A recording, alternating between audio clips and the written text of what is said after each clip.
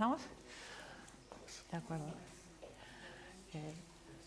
Buena tarde y empiezo disculpándome porque ahí va a empezar y se va a acabar mi catalán. Me temo que voy a hablar en español y en inglés, ya lo siento. Hoy tenemos, ¿no?, la última charla, la última presentación de un ciclo de 3 que empezó en abril, organizado por el Observatorio Social de la Fundación La Caixa, bajo este título general de «En el futuro tecnológico existe una alternativa, hay una alternativa al metaverso». Vamos a ver, ¿no?, pensando alrededor de estos mundos virtuales, ¿no? Y en la charla de hoy justamente vamos a hablar de quién nos asiste, ¿no?, quién nos ayuda en estos mundos virtuales. Para eso tenemos con nosotros a Fran Pasquale, lo voy a presentar, voy a leer mi pequeña chuleta, que es un experto en derecho, en relación con los algoritmos, con la inteligencia artificial y con machine learning, esto que se llama, ¿no?, la enseñanza o el aprendizaje automatizado. Es un profesor de derecho de la Universidad de Brooklyn, en Nueva York. También es investigador afiliado a la Universidad de Yale, es miembro, ¿no?, del Comité Asesor en Inteligencia Artificial en el Comité Nacional de Asesor de Inteligencia Artificial en Estados Unidos. También colabora con otras universidades, ¿no?, en Holanda y también en Australia, ¿no? Es miembro del Consejo de Investigación australiano y en el Centro de Excelencia y de Decision Making, Automatic Decision Making, ¿no?, trabajando siempre alrededor de estas cuestiones. Tiene muchas publicaciones y tiene 2 libros principales muy interesantes sobre estas cuestiones, ¿no?, de la economía política de la información. El primero es The Black Box Society, The Secret Algorithms That Control Money and Information, ¿no?, la sociedad de la caja negra, los algoritmos secretos que controlan el dinero y la información, del Harvard University Press en 2015. Y más recientemente, en el 2020, ha publicado el libro New Laws of Robotics, Defending Human Expertise in the Age of AI. O sea, las nuevas leyes de la robótica, ¿no?, cómo defender también a la expertise humana en la edad de la inteligencia artificial. Y ya sin más, le cedo la palabra. Fran, puedes empezar cuando quieras. Gracias. Thank you. Well, thank you so much, Amparo. And when I forgot my... we are? Thank you so much for this really generous introduction. It's a great honor to be here. I'm just deeply grateful for the opportunity to speak on these issues and on such a very interestingly designed series on virtual worlds, and to be in dialogue with an expert sociologist who's examined these worlds and the digital and the way in which the digital can change our conception of ourselves and of society. And so with that, looking at the theme, I really liked the idea of the sorcerer's apprentice and the apprentice's sorcerers. And you might be familiar with the old Disney film, The Sorcerer's Apprentice. It's a wonderful film about the possibility of our tools taking on a life of their own and, in a way, mastering us. So the question becomes, who is the master, right? Are the tools mastering us, or are we mastering our tools? And that is the way in which I think the problem of virtual reality poses a really profound question, right? Because part of the value of virtual reality is the idea that it's a fully immersive technology, that you're not thinking. Here, when I see the screen, or when you see the screen, you're thinking, well, this is a screen mediating between me and the content. But the idea and hope behind virtual reality is that there is no mediation. It's a process of immediation, to use a concept from the communications theorist Mark Andreevich, of sort of getting rid of the media and imposing what Andreevich calls framelessness, sort of like this idea that you can constantly be in contact with, or immediately in communion with, say, another reality. And I think it's that virtual, that immersive quality that raises some really profound difficulties, philosophical, legal, ethical, as we go into virtual worlds, but also some interesting opportunities. So I want to start just by grounding us in a couple of visions of virtual reality. And one of them, this on the top corner, you see a conference room, And this is a vision of the metaverse from Mark Zuckerberg, right? So recently, the firm Facebook, or formerly known as Facebook, now known as Meta, has pivoted toward developing these immersive environments with the idea that they're going to provide a new form of digital online life, and that the technology will become better and better to simulate oneself in these worlds, right? But as you can see, as presently imagined and put in an image, the Zuckerberg idea has a lot to be desired, right? One version of just a humorous response could be, they haven't even bothered to give people legs, right? And so to the extent that this is going to be sort of an experience that most people have an experience of moving around on legs or with locomoting via walking, that's going to be missing from this metaverse experience, right? And perhaps the idea would be that you could fly out of this conference room back to your office, or maybe not, Also, we see that these avatars are all relatively humanoid. One of the promises and hopes in earlier versions of virtual reality, like Second Life, was that you could have a meeting of a tiger and a dinosaur and an elephant, and be whatever you want to be an angel in cyberspace, right? But this is a relatively domesticated version of cyberspace and of virtual reality for a corporate context, because I think the idea is that it would be corporations that would most want this. I will say, before getting too skeptical about it, that for all of us that have had to use Zoom or GoToMeeting or BlueJeans or whatever the program was, Microsoft Teams, over the past few years, those programs can be exhausting, right? I mean, and there's a whole study from Stanford, and there's a great essay by Michael Sakasis called A Theory of Zoom Fatigue that describes why it's difficult to just be looking at a square of a person on a screen, right? That's a difficult thing because, in part, one of the problems of Zoom life is that you're looking at yourself. You yourself are a square on the screen. There's a lot of self-consciousness there. There's a lot of sense of the two dimensions being trying. And perhaps the hope is that if people are adequately stimulated in the virtual reality, that the aspects of real meetings, real person-to-person communication that make that valuable are actually going to go into the virtual realm. That's the hope, right? That's the hope behind something like this. But I think it's you can see why there's that hope. Because if you ever had sort of a Zoom conversation with someone and then you meet them a few days later or a week or a month later, you just realize that just somehow being in person has a much more broader multi-channel communicative opportunity, whereas the flatness of the Zoom life is not. So can we get beyond that Zoom? But I also wanted to mention Neal Stephenson as the creator of the concept of metaverse, right, in the 1992 novel Snow Crash, which is, I think, a fascinating, wonderful reflection on just how far a virtual reality existence could go, right? And I highly recommend that novel to anyone. I recommend a little less, but still recommend one of his latest works, Fall or Dodge in Hell. And just to describe this novel a bit, this novel describes a future where a tech billionaire suddenly dies. He dies, and the idea is that he wants to be, or the people around him and he wants to be recreated after death in some type of virtual reality that would allow a sort of a posthumous existence as a digital object. And at the beginning, this reminded me of Ted Chiang's story, the life of software objects, because you wonder, like, it's just who they're calling Dodge, the software billionaire, is just a one digital object among many.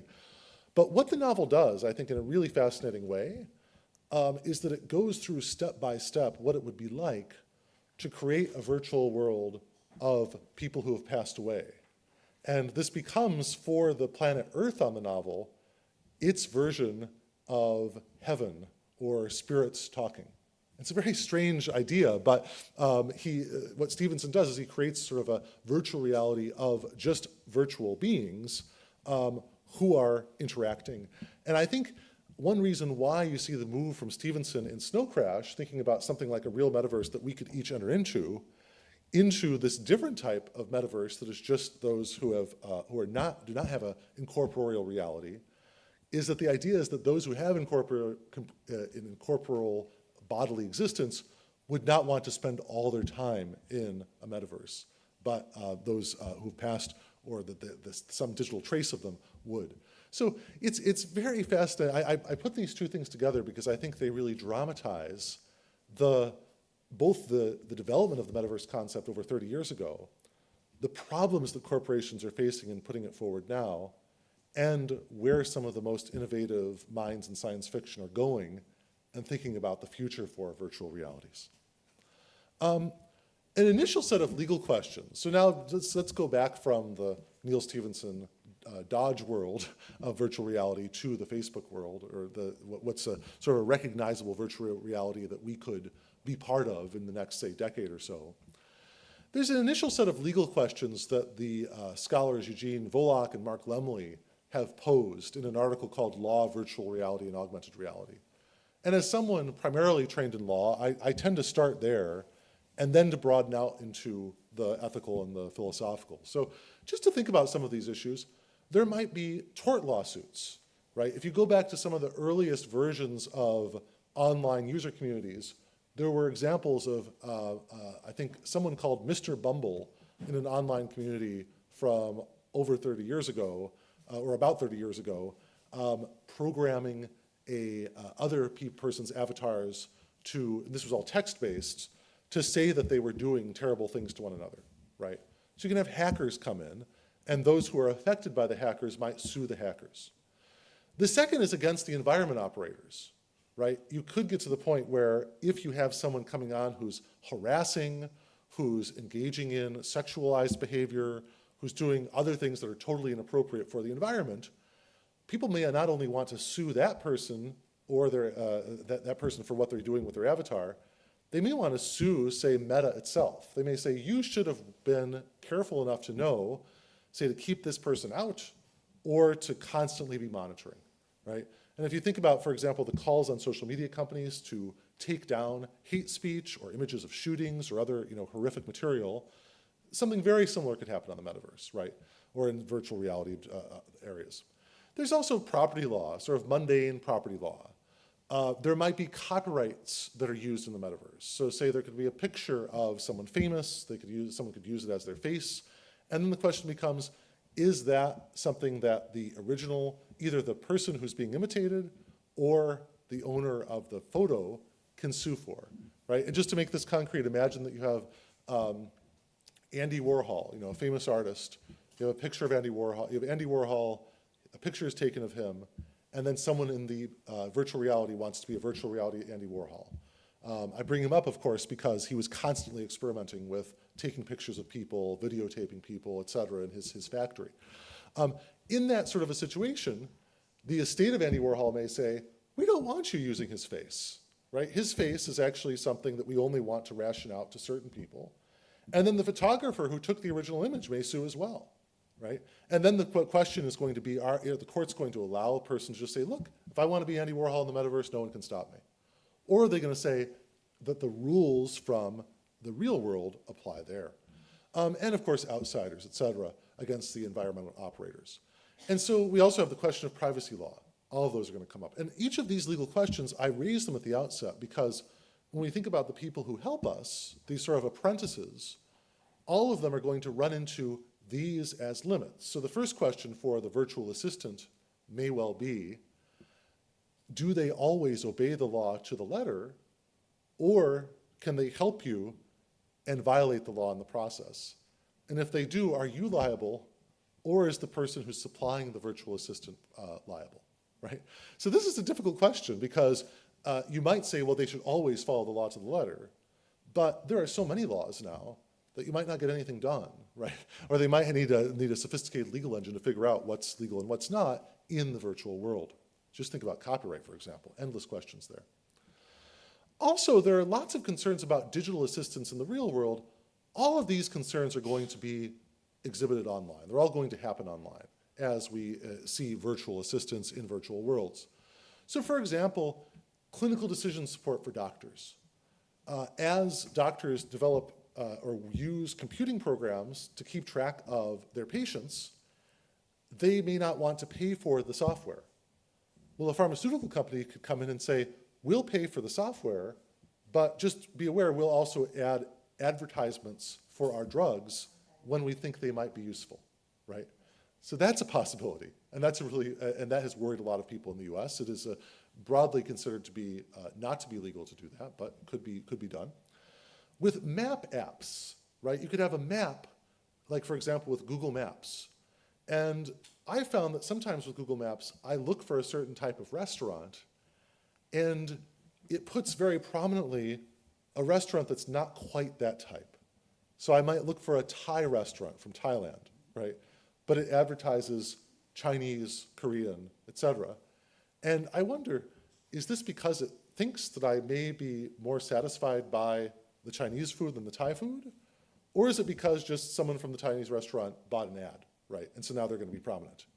And the fact that that's not really clear on the maps sometimes leads me to really worry that in virtual reality it'll be even less clear, because that will break the sense of immersion, right? If a virtual assistant is being paid by someone to influence you, it sort of undoes the spell, the magical spell of the immersion, if they have to have, say, a disclaimer running across their chest, this virtual assistant paid for by Disney Corporation or Google or Facebook, wherever it might be. Right? So that's going to be a big conflict, because a lot of the rules on disclosure of advertisements are based on real-world environments where we don't need that much immersion, whereas in the virtual reality, there will be a push to have that immersiveness uninterrupted by disclaimers. Another is the question of like Alexa, right, or Google Assistant. These assistants we have in our homes now, or many have in their homes, and scholars have already worried that they're being devious sometimes, that rather than trying to serve you, they have many masters. Those are the apprentices sorcerers, right? The masters of this apprentice who are trying to tell you to do certain things that are not necessarily in your interests, but in the owner's interests.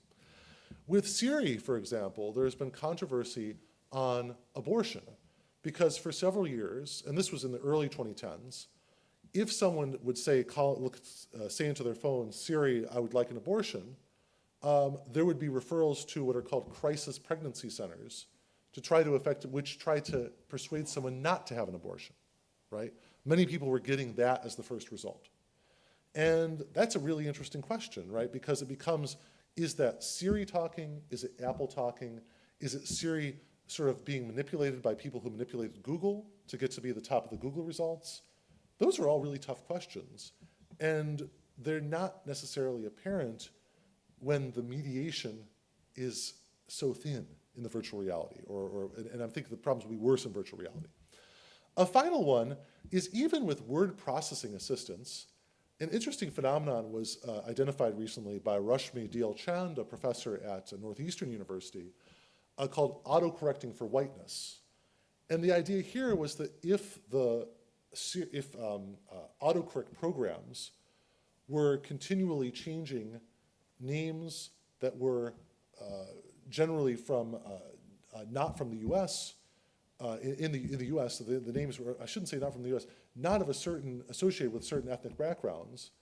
They were changing those names to be associated with the common name in that ethnic background, right? So in general, there was the idea that, if you had someone who had a certain longer name, it might be broken up into two smaller names, or just toward names that were more common in English, right?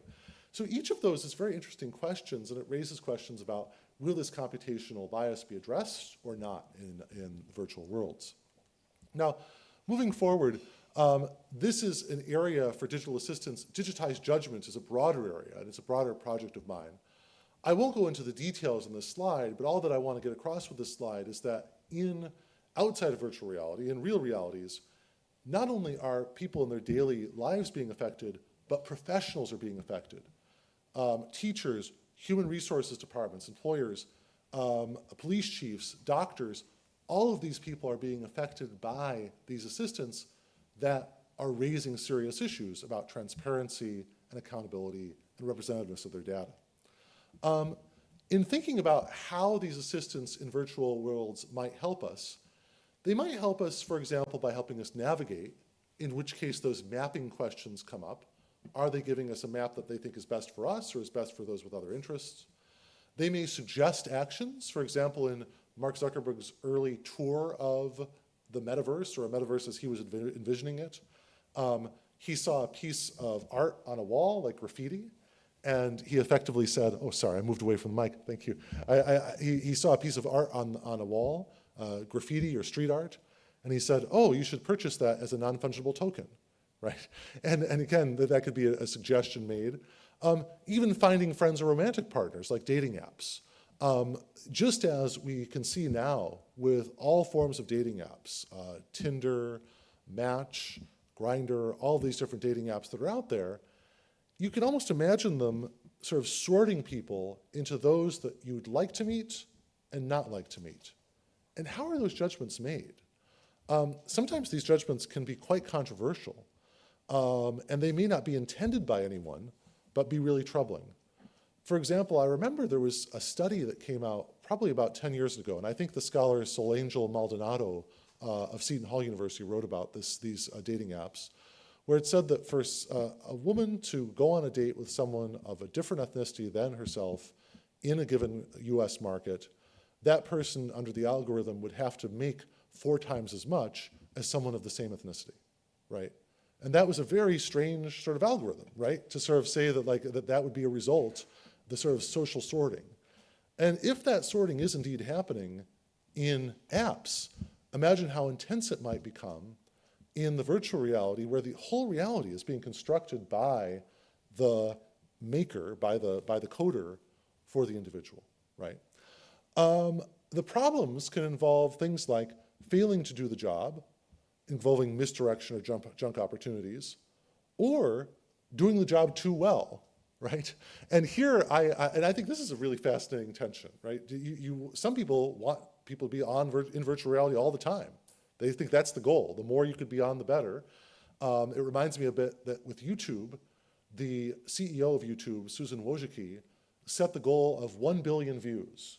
I forget if that was per day or per month. Sorry about that. But she wanted 1 billion views. And this overrode so many other goals, right? That people like Guillaume Chazlot and other sort of responsible innovators at YouTube wanted to maybe slow down the dissemination of certain inflammatory or other videos. And I worry about these things, just as I've talked about the bad virtual assistants or ones not doing the job. I think we also have to worry about them doing the job too well. I think the best example of that recently was in the Black Mirror episode Striking Vipers, where you had 2 friends who played different virtual reality characters online. And the virtual reality characters were so deeply in love with each other that they started to basically, at least one of them started to only want to be in the game. And they had to finally, well, I won't give away the ending, but there was quite a stir made by this episode. And it's a fascinating episode on many levels to think about how the virtual reality could do its job too well. And I think that leads to surveillance in the name of perfected prediction, right?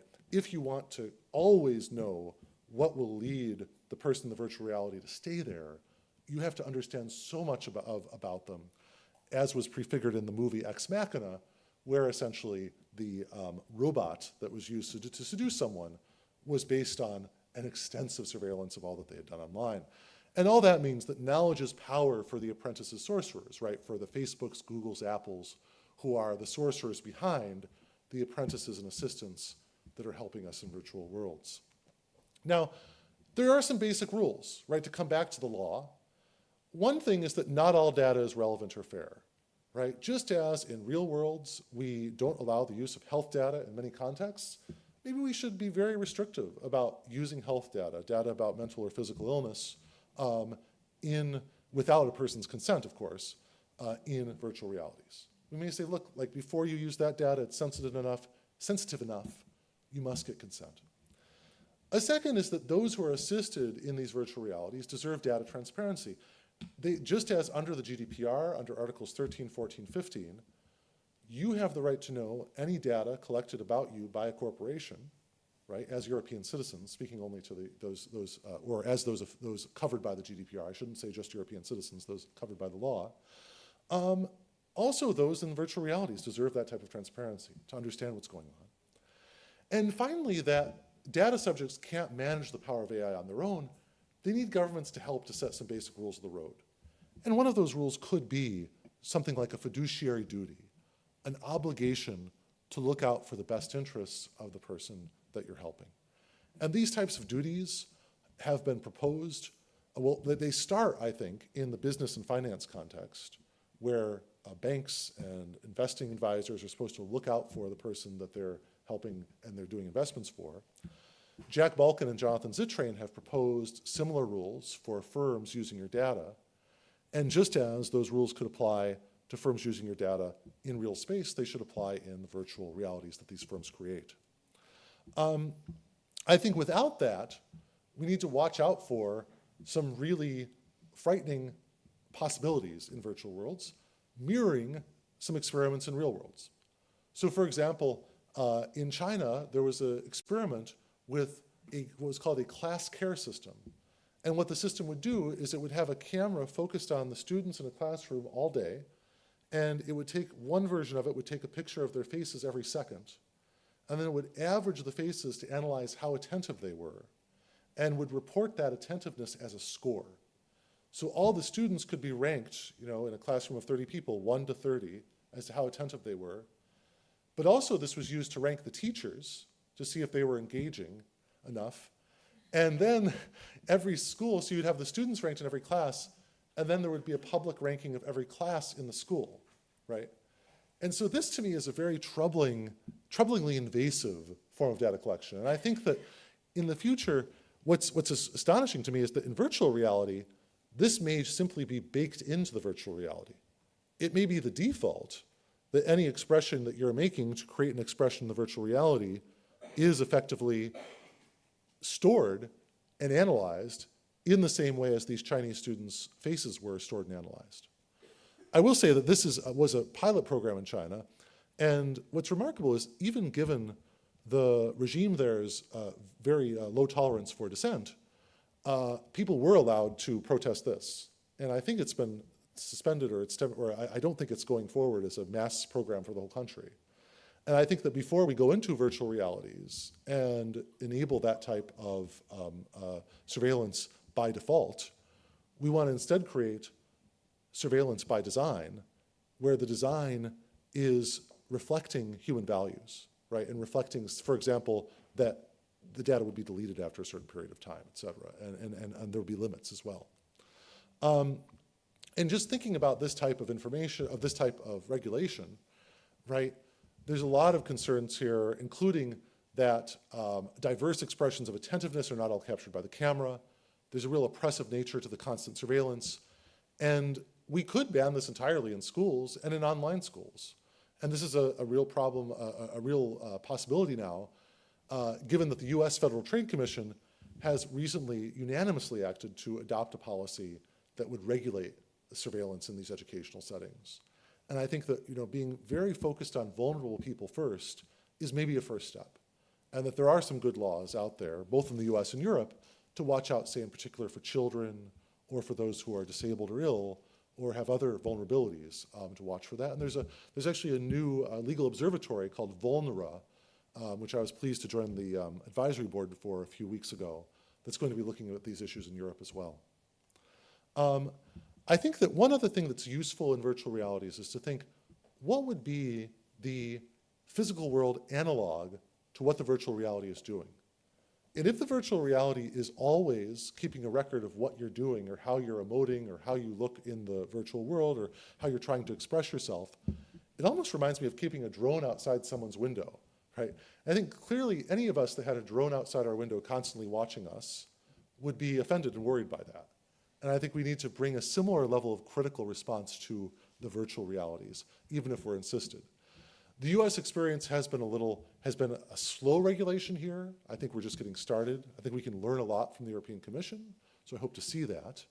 And I think that in terms of potential dilemmas of the future, I'll just give a few more to think about that perhaps we can discuss in the Q&A or further, or just further food for thought.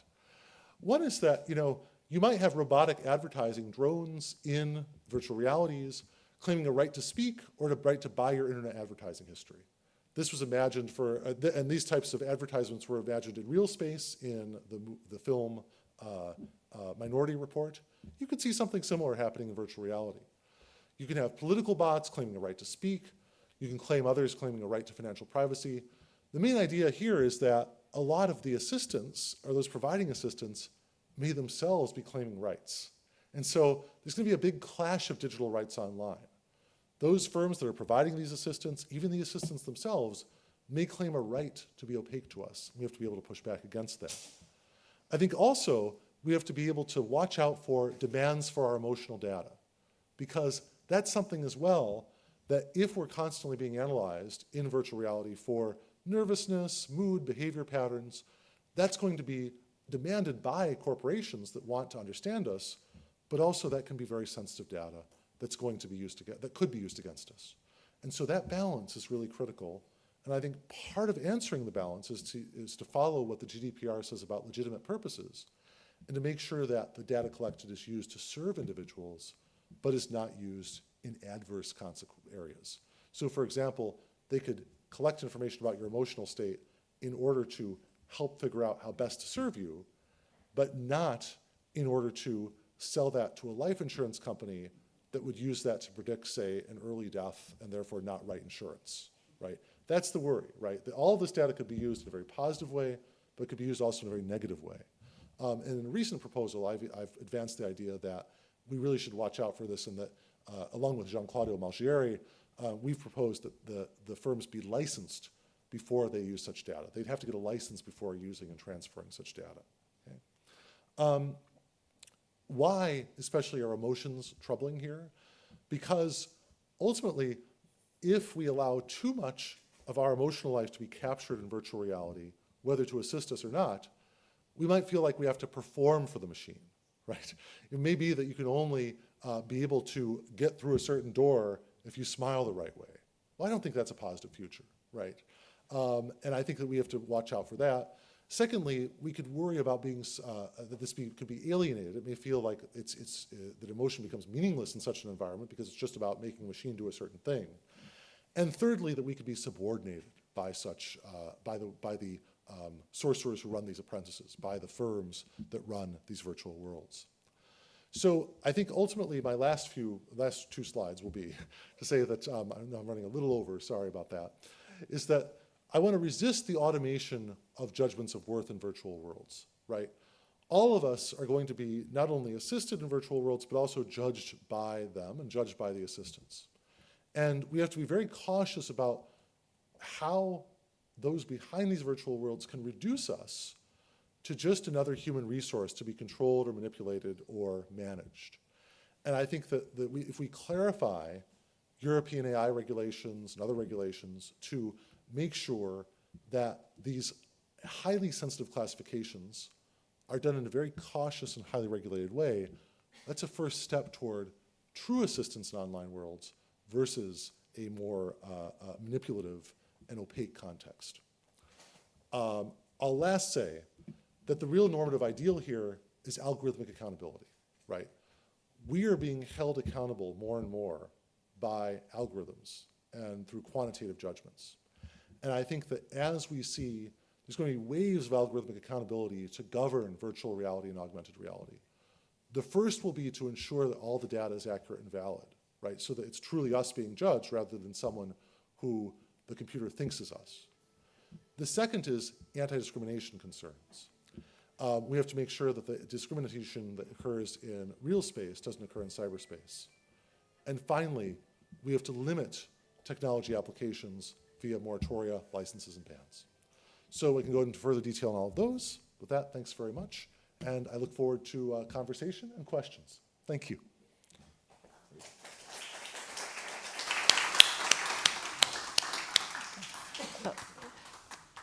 Ahora voy a hablar un poco con él y también para ustedes, ¿no? Y también quizá para darles un poco de tiempo para que vayan pensando en qué preguntas o no, cómo alimentar esta conversación, que no solamente se quede entre Frank y yo, ¿no? I was telling you, we can start the conversation and then hopefully, the audience will come to a conversation as well. Yeah.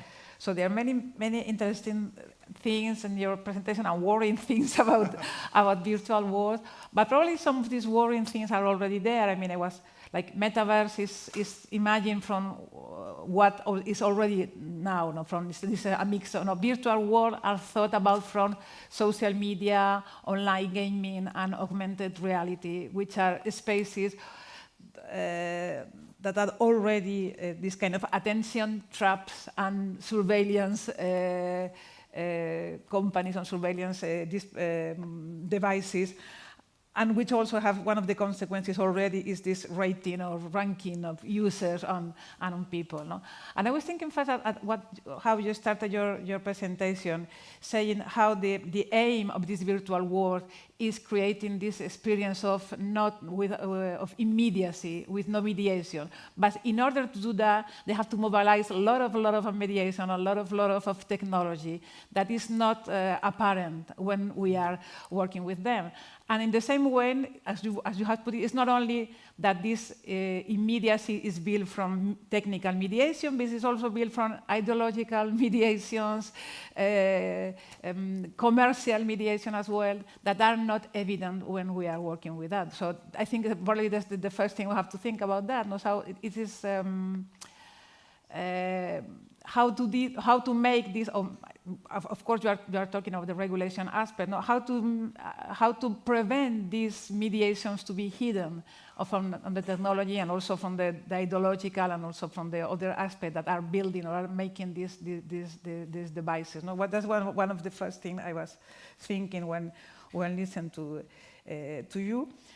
And then the other thing is something we were talking about before. For instance, when we were talking about affective computing, it's also related to this aspect. It's how you are presenting with a world that is not as it is presenting, and that can promote for the user kind of mistaken or false or not very clear idea of what it is. No, it's for instance, I was thinking about this. Of course, everybody was worried, no, when we were presented with this cluster system, no, for this surveillance mechanism in classes. But what is interesting is this surveillance mechanism, the cluster systems, is all a way of evaluating attention. There is a way of evaluating learning. And then it's not only frightening because of all these aspects you put up, you highlighted, like the surveillance and of the personal information. But at the end of the day, we are sold with an idea of learning that maybe has nothing to do with learning. No, learning does not result, from this kind of attention. And I was thinking about the affective computing as well. No? Affective computing, so all these devices that measure different aspects, no, or our movements, our biometric, and what they are producing is this gesture, this meaning, this change of blood pressure are the sign of this particular emotion, of this other particular emotion. And they are interpreted as emotion. But emotions or affects are much more complex than that. No? So I'm worried about that as well. Not only have we surveilled or monitored, but also all this technological development maybe can contribute to give a false image, a false idea of what affects are, of what emotions are, of what learning is.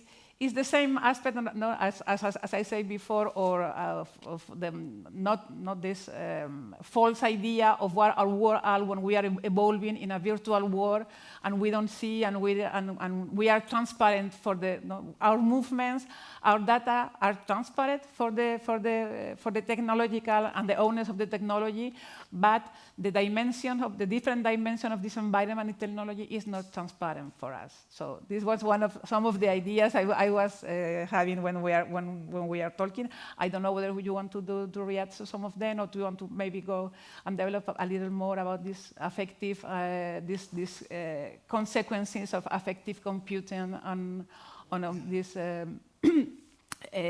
devices or this development in AI that you are presenting us.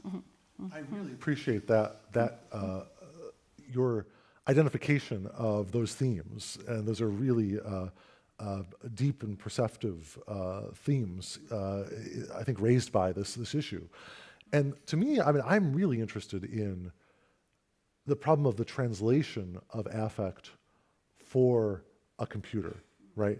And I'll start with something that's relatively banal, which is like creditworthiness, right? Like once computers get involved with creditworthiness, or once we start using algorithms to decide if someone's going to pay a loan back or not, you know, it used to be that there could be all sorts of considerations, you know, someone could think about as deciding whether to give a loan or not. And now, increasingly, it's like there are like there are different data points, and then the data points you're going to decide or not based on those data points, is the person worthwhile or creditworthy or not. And I think that, you know, this translation problem, I can understand why business needs to do that with credit. But with respect to like everything, right, with trying to discern how a person feels or what their emotional response is, I think that what's really remarkable is for anyone that uses Facebook, if you want to react, right, at first you could just like or not like, right, or like or just decide not to leave it alone. Then the idea was, all right, we're going to create a much richer environment by giving you 6 buttons, which is like, I think, a happy face, or a hug, a cry, an angry, you know, etc. And I remember the first time I saw someone use the crying one for a funeral or a death announcement, right? And I thought to myself, on the one hand, I mean, life is short and lots is going on, and the person may not be very close to the person who died. But on the other hand, I thought to myself, this is, to me, if this becomes the thing to do, it's a little worrisome, right? And I mean, it's the same way that Umberto Eco had this one essay where he was describing the possibility of sort of shorter and shorter expressions of emotion or response to people. And I think he was satirizing this, but I think that, you know, he would probably look at the Facebook crying emoji as being like the ultimate satire in some way.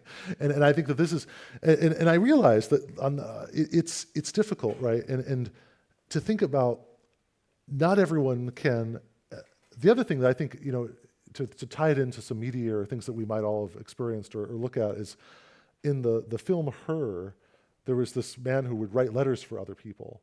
And the idea behind that was just, it was strange to have someone writing letters or writing cards for others because it seemed to diminish the authenticity of the expression of emotion.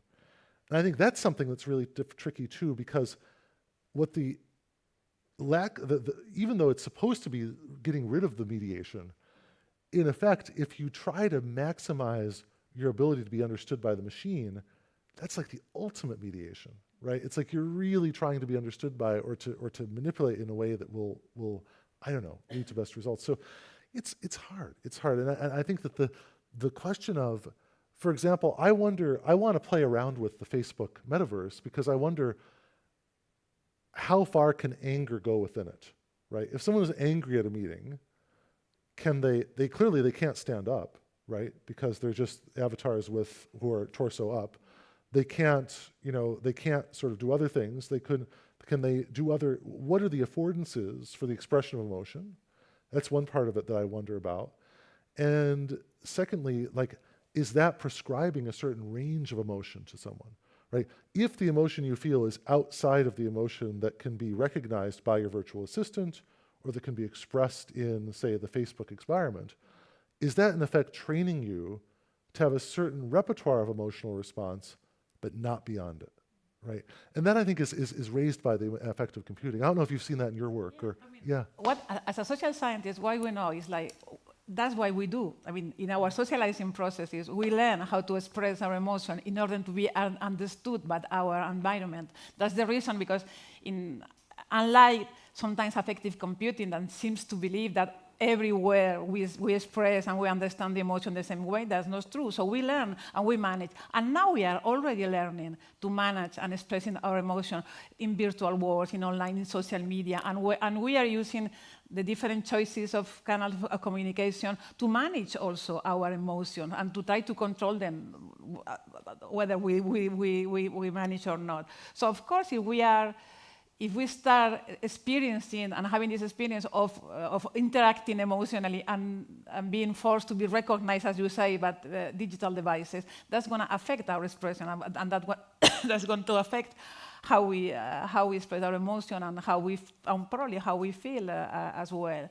Then one of my worries there is this, because for the translation, the technical translation, as we say, and building models of recognizing emotion, needs to find some patterns that are measurable and that are easier measurable. So they are going to build this kind of reductionist way of dealing with emotion, as you say, in order to be recognized by the digital devices. So one of my questions was, one of my worries is how this digital reduction of the reality is going to harm us. No?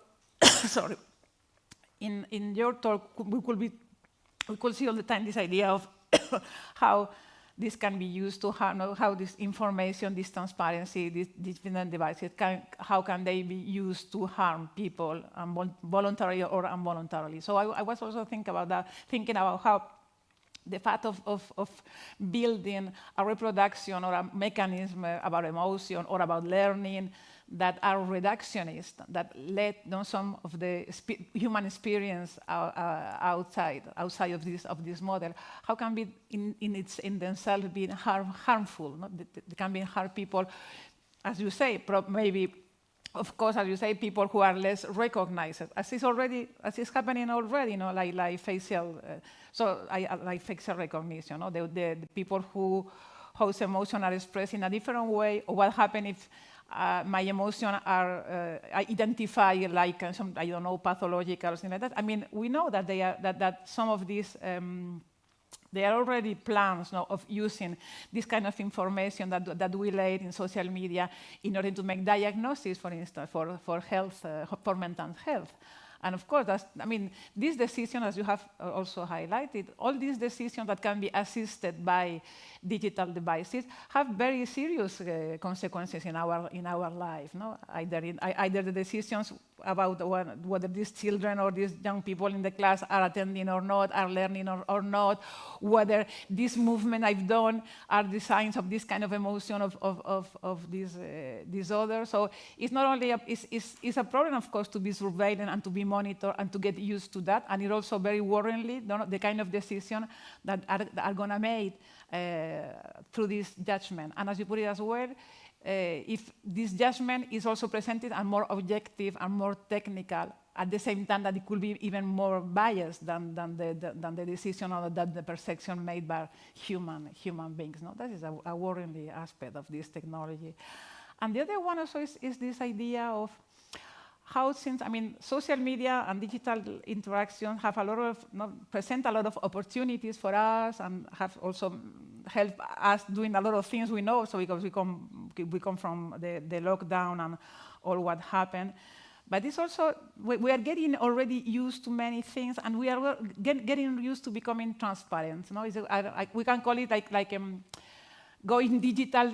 Entire pedagogy of transparency. And it's a pedagogy of, we get used to be transparent to the machines, to the social media, to all the data we produce. And also we are getting used to be transparent to other people than not our friends, our content, and even sometimes even the advice parents or employers are giving is that they make their sons or people in their power relationship even more transparent. No? And it's this paradoxical aspect, as you put it as well, for instance, like in a democratic system, or like to be, as a recommendation is like the data, the functioning of the institution, the functioning of the machines, the functioning of the virtual world has to be transparent for us. But at the same time, we shouldn't be transparent. We shouldn't be transparent, no? For institution, or in this case, for corporation. But what we are seeing is like what we consider normal, or what we consider our everyday life, or how can I put it that way? Why we consider of everyday tolerable transparency is getting higher and higher, no? With digitization, no? And probably the way the information we get about how this virtual world could work, or how IA could be improved, implement this transparency, this pedagogy of transparency that I think is quite worldly as well, no? Or can clash with other of our values, our respect of privacy, as you say, of even the way we understand democracy, or the way we understand like proper, how do you say, appropriate power relationships in a citizenship link. Yeah, that's so interesting. I mean, I think this question of transparency and who's transparent to whom is vital, right? That's a really important question. And just to dramatize this, I want you to imagine this is from a patent application, and then to imagine moving with affective computing and how it could be changed. So in the patent application, there was a television that was watching the viewers. And so the idea in the patent was that someone would be watching a commercial from McDonald's, and then they would be trained that if they stood up and said, burger, and then sat down, that would end the advertisement, right? So they would prove that they had actually gotten the ad, and that was the way they could prove that they were attentive. Now, you could say it would be much better if we had affective computing that could look at the person's face and this automatically gauge whether they had understood it or not, right? There would be a look of comprehension or not, right?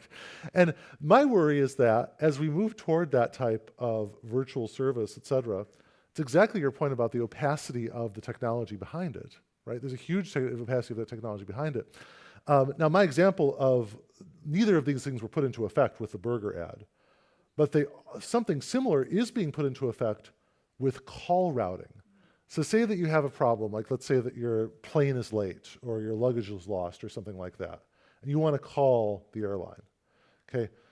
There are definitely businesses that will be using a electronic or a computational analysis of your tone of voice to determine how agitated you are and how angry you are, and then they can route you to a certain representative.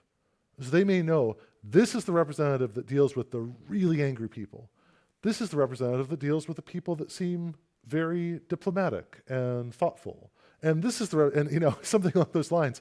And what I find very interesting about this is that there's a possibility that people feel like they have to perform for that system too, right? And this is, I think, a deep paradox about some of the transparency issue here, because on the one hand, you could say, I want this to be transparent. But if you know that if the angrier you sound, the quicker they'll respond to you, then you're basically trained to be angry so that you get a quick response, right? I mean, in a way, it's like behavioristic. You even see this on Twitter when people complain about airlines on Twitter. I think in my sense is that like the angrier you are on Twitter, and if you have a lot of followers, obviously that's another variable, but if the really angry response says, Delta, you've ruined my life or something, their assistant will come back and say, we'll talk to you, right? And I think this is the worry is that, and this is why I love the Sorcerer's Apprentice metaphor so much, because just as this world seems to be serving us more and more, right? Understanding us more, serving us more, the flip side of it is we're being trained to act in certain ways to get what we want from it. And that, I think, is the real paradox of regulation here and transparency. Yeah. Yeah, and this is probably the last topic I would like to discuss with you before giving getting the audience what did they want to talk about, is this idea you told at the end of your presentation of the danger of being treated not as human beings but being treated as resources, no?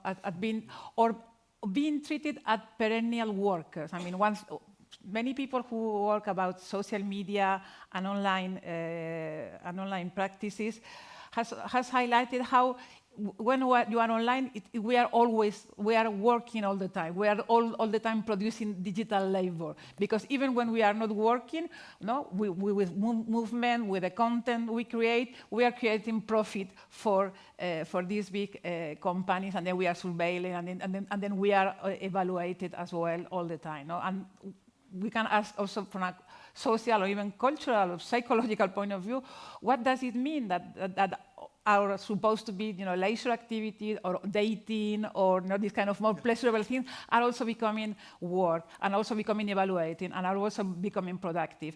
And then we can think about the same idea behind affective computing. So affective computing is they are investigating, they are producing ways of making computer recognize and express and have emotion in order to make our human-computer interaction or human-human mediated interaction more productive, more efficient. So they are mobilizing all this world of emotion and affect, and of course, the world of emotion and affects what already mobilized for work before the computer, but it's increasingly this more and more. And as you say, it ended up, as you were putting it, like we performing or being more aware of how can we, of managing our emotions, not only the emotion expression, but even of having in order to become more efficient, more to answer the demand of the working environment or the commercial environment as well. No? Yeah. Mm-hmm. It's so true. I think that it is such a difficult issue in terms of thinking about like the work. I mean, it's important to start to reconceptualize this experience of online life as a form of labor and being evaluated. And I remember there was a wonderful conference from 2009 called The Internet as Factory and Playground. And they talked a lot about the concept of playbur, of you're playing, but you're also laboring. You're also creating profit, at least, from a perspective of the sociology of work. You're creating some profit for someone. It's funny, I mean, one practical example of this I find is Facebook reminders to say that it's someone's birthday, right? And I used to like dutifully say happy birthday, right? And of course now they've made it easier, like maybe you just put happy face on. But my worry is that I feel like I'm sort of being called by Facebook.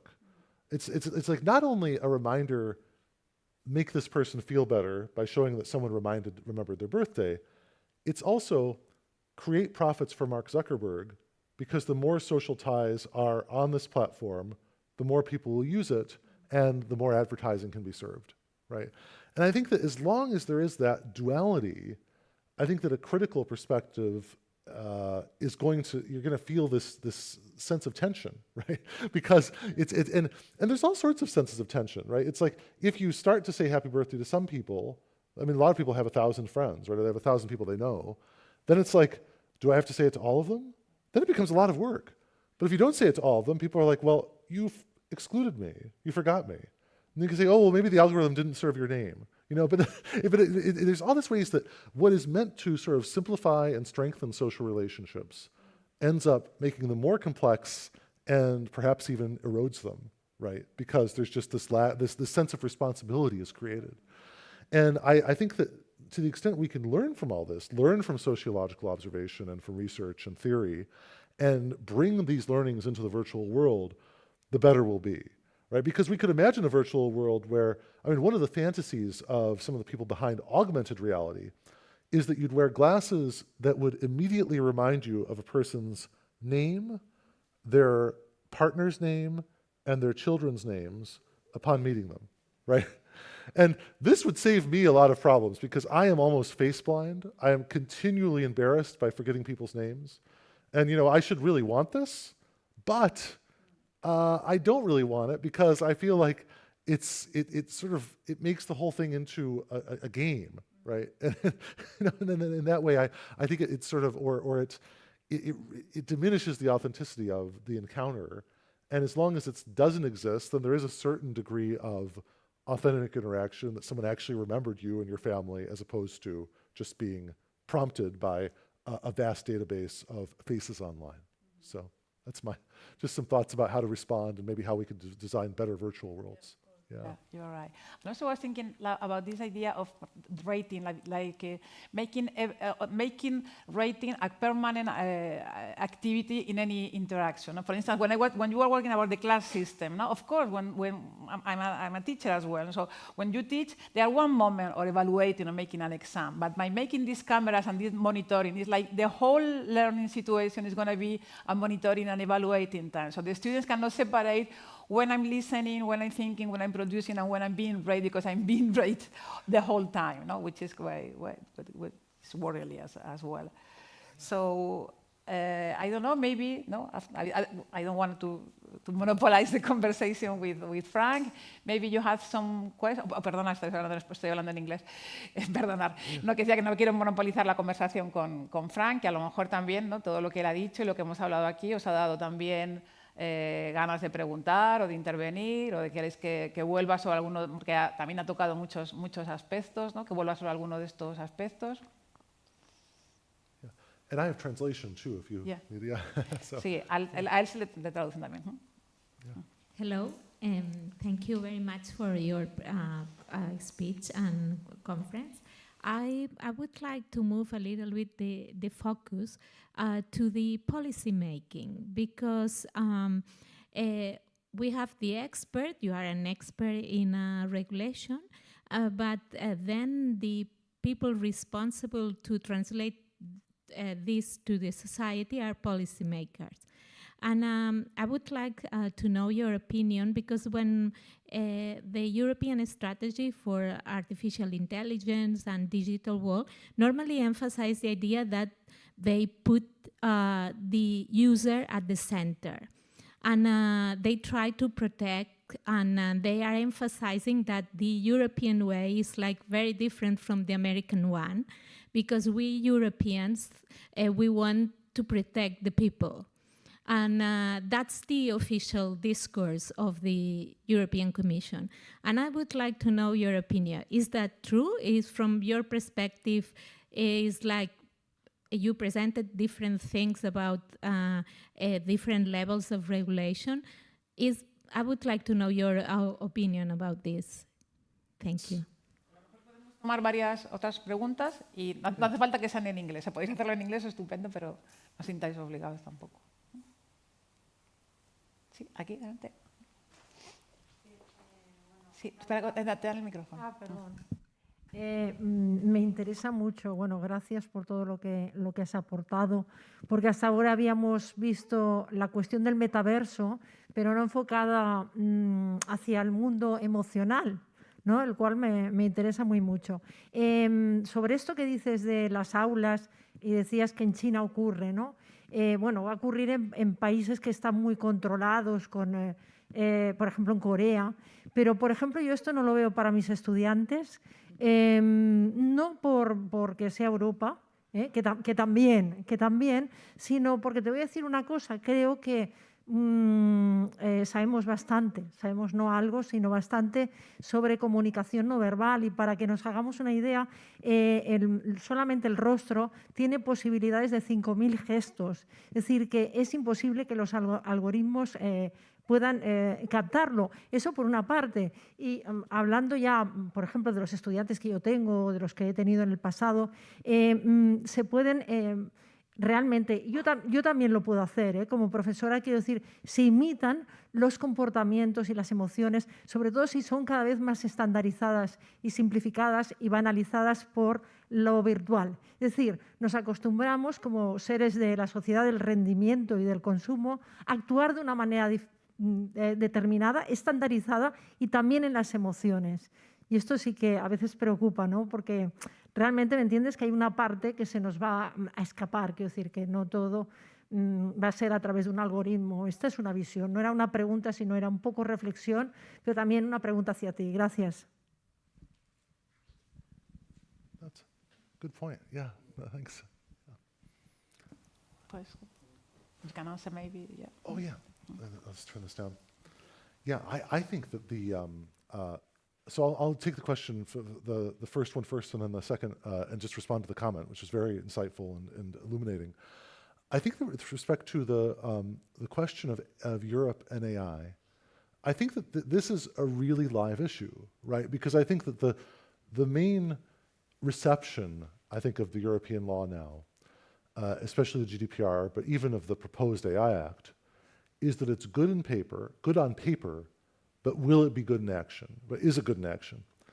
And I think that the problem is that many of the largest tech firms have, first of all, they've tried to shop for the most sympathetic regulator. So they go to Ireland, and Ireland, can be very slow and can be very sort of weighing things in favor of and we have a similar thing in the US. A lot of the banks moved their operations to South Dakota At first they moved them there to avoid interest rate caps, and then they moved to Delaware to get favorable laws there. So, I know that experience, but I think that has to be cracked down on. And secondly, I think that probably if I were in charge of the European Commission, which I'm clearly not, but if I were in charge, I would have told them to have made the law much more specific early on. Because, for example, I mentioned the Uber-Ola case involving data about drivers, or I think I mentioned that one. That was a case that it was where Uber and Ola drivers wanted to know what data the corporation had about them. And it took a very long time for us to clarify some basic principles about their ability to understand how the data was used and how it was processed. And I think that ideally there would have been a regulation that would have said, here's exactly what you can demand, and here's what you can, and to make it stronger. And I think the other challenge is going to be, are the fines big enough to deter wrongdoing? There have been several large fines against big American tech firms, but I don't think they're large enough to move the needle to force those firms into a different mode of behavior yet. Although maybe on the antitrust side, there was some real deterrence there. So I think that in general, there is a lot of goodwill and intent in the European Commission, but I think watching the legal critics is good. And for example, with the European Union AI Act, Frederick Borgesius and Michael Veal of the Netherlands and the UK, they've written a very good critique of the EU AI Act. And they particularly worry that the way the European Commission is conceptualizing how to regulate AI is like consumer safety. They think of AI like a toaster. And just as we make sure that a toaster won't blow up in your face, we need to make sure that the AI doesn't go completely wrong. They also recognize human rights, but the main bodies that can regulate are standards bodies used to the toaster problem. And the question is, can you address questions of human rights in a standards body? Can something like that be addressed? And I think that remains to be seen. And probably they need to mandate more resources for the human rights concerns, the discrimination concerns. With respect to the face and the question of, I was particularly just struck by that statistic about the number of expressions and sort of the human face. And I think that is so fascinating and raises a whole nother level of complexity, right? I mean, I think that the current, and what I particularly like about this comment is it bridges critiques of the deficiencies of psychology, of the psychology of affective computing, with appreciation of, say, art and literature, knowing these complexities, right? Because I think that the question becomes, can you bring to the people behind affective computing, could they ever recognize the complexity of emotion? And I don't think they could. I think it's just too hard. It's too hard, it's too computationally intractable. And it reminds me of this story by Cixin Liu, who's a Chinese science fiction writer who wrote The Three-Body Problem, pretty amazing science fiction work and other in that genre. And he has an essay called The Poetry Cloud. And in the short story, The Poetry Cloud, a computer is challenged to write all possible poems. And it turns out it's just impossible. Like, you need a computer the size of the Earth to do it or something like that, right? And I think this is something similar is going to happen in terms of a problem of the curse of dimensionality is how they refer to this in machine learning, or just computational complexity. That will overwhelm the potential computation. And there's a larger lesson here, right? Which is that social reality, if you abstract it and make it simple enough, a computer can handle it. But if you recognize it in all its complexity, the computer can't handle it. So, if you ever use a phone tree, you can't tell the phone tree your whole problem. You have to say, press 1 for talk to a reservation agent. Press 2 for you need your time for your train. Press 3 for this or that, right?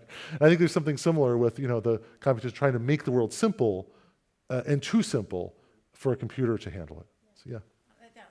The problem then, as I said before, is if you make it so simple and then you consider that this simplicity is the definition of learning, is the definition of interaction, that we have a problem. We have already that problem, and probably the ways we use, the teacher, the way we used to examine to know whether our students have learned or not, they are already quite simplistic, and probably we're learning a lot of things outside that, and we know the pedagogues told us that. So the worry is, are we going to go even further now, even further in that way of simplifying things and then making a definition of the word and taking decision? Because as you say, it's a decision-making process, no? And making decisions about our life, our economies, our teaching, about our mental health, with even more simplified diagnostic. Yes, that's worrying. I mean, that's problematic. Yeah. It is worrying, and I think that you see it in some of the press as well for cognitive behavioral therapy delivered via apps, right? Because a lot of these apps, they'll ask someone like their problems, and they'll just give them yes or no's, and then.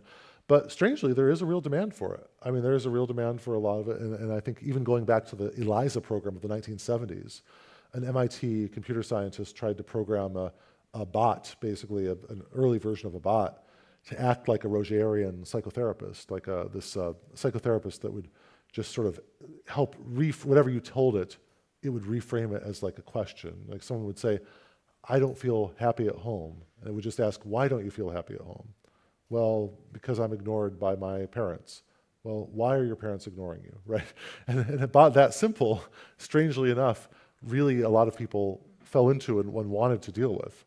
And I think that's the question, is sort of like, can we maintain the capacity for broader conceptions of teaching, learning, mental health care, these other areas, or does it all just sort of get sucked into the most efficient frame, and that's often the computational frame.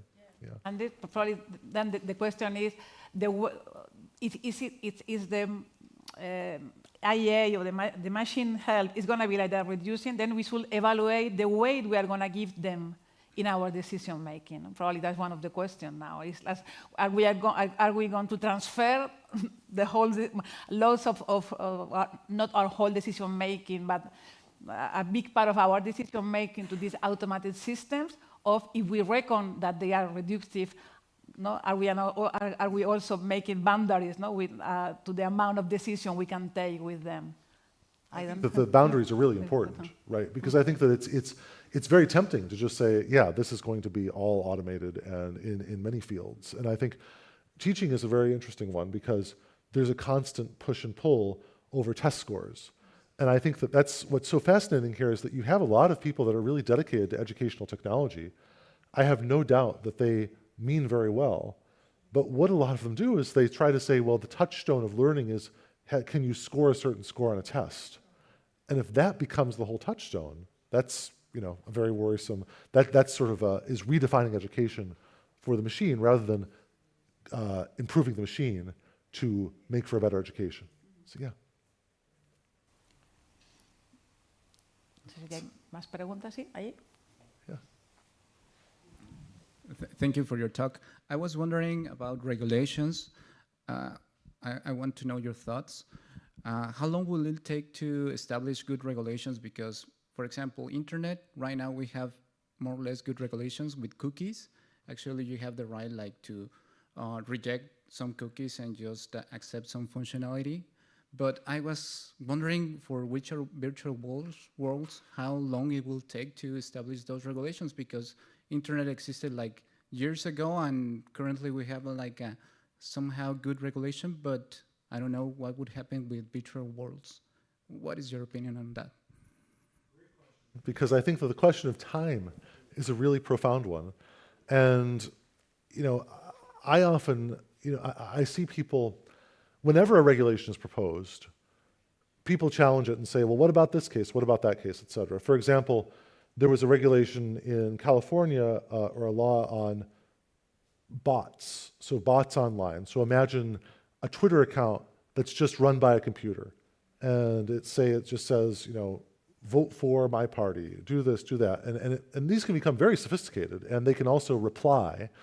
And there's all sorts of weird things these bots can do. I mean, I was recently, I won't say victimized bot, but there was a bot that called it, there were about 5 or 6 Twitter accounts that had Frank Pasquale as their handle, and then the @ was like @456ABC234 or something. So it was clearly just automated, it was made.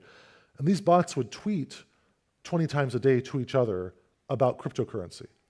And so my first worry was, I hope no one thinks I'm a crypto promoter, because I'm not. I really am skeptical. But secondly, I could never search for my name after that on Twitter. I used to be able to search for my name, but then anytime I do the search, and all of these bots accounts would come up.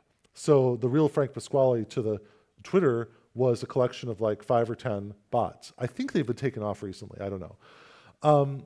Anyway, that was a law that said, if you use a bot in politics or commerce, or if you use a bot in like these different areas, or I'm sorry, the first version was if you use the bot on Twitter, you have to reveal who runs the bot.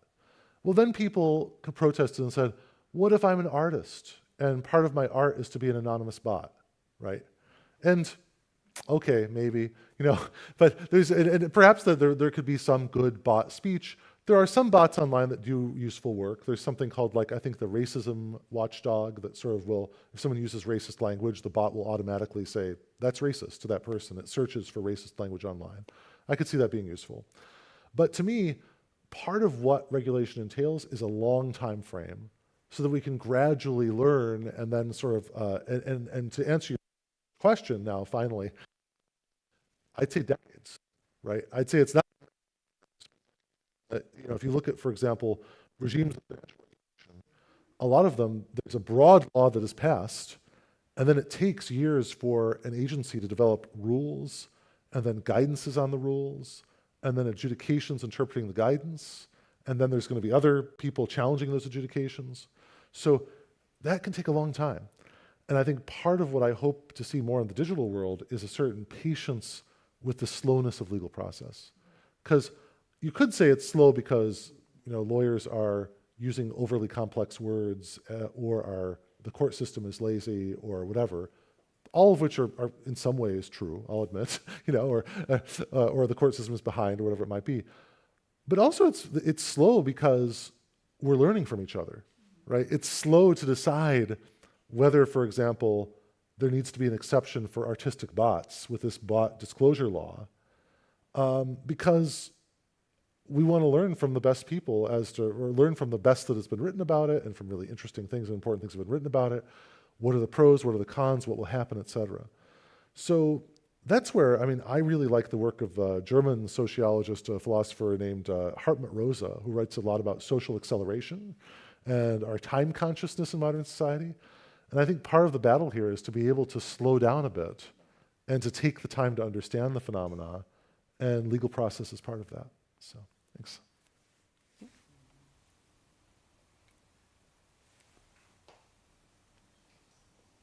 Si tenemos alguna pregunta más, alguna cuestión más.